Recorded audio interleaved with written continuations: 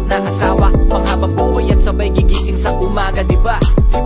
Napakasarap isipin kung ngayon ay araw-araw kita nakapiling. Bawat sandali pangakong di na mabibiling. Susulitin ang bawat laan na oras para sa atin ng panahon. Kaya ako'y maghihintay, mag-uugnay, nalulumbay man sa ngayon. Asahan mo kahit ganon ang sitwasyon, ikaw pa rin at sa iba hindi nalilingon. Kaya mahal, magtiwala ka lang, walang malayo na pakita ng makakahadlang. Napatunayan na natin hindi yun ang basihan. Kahit na gano'ng katagal hindi ka papalitan. Kaya kahit na malayo man ang agawat nating dalawa'y ako'y maghihintay.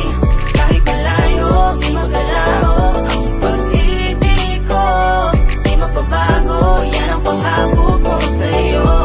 Ako'y maghihintay. Madalas mandalawin ng kalungkutang sinta dahil napakalayo mo sa akin.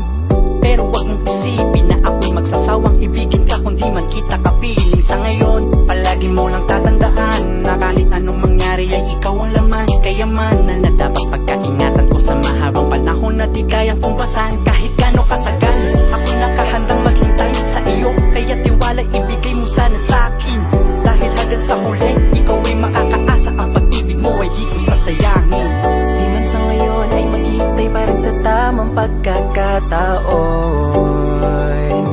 Hanggang umayon na ang tadhana at panahon.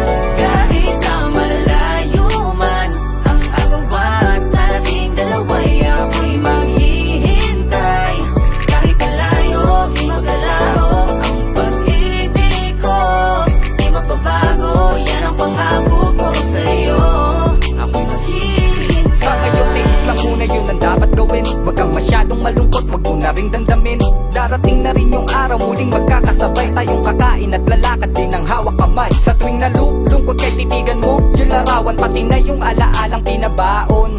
Mga sandaling kasama, katabi kita't ang oras di natin pasing lumipas sa maghapon. Kaya naman mahal, magtiwala ka lang sa'kin pagka walang malayo, pagitan, distansya, tagwat na pwedeng makapagpabago kung ano ko sa'yo. Mananatili na ikaw hanggang sa pagbalik mo. Kaya di man sa ngayon ay maghihintay pa rin sa tamang pagkakataon. Hanggang umayon na ang tadhana at panahon.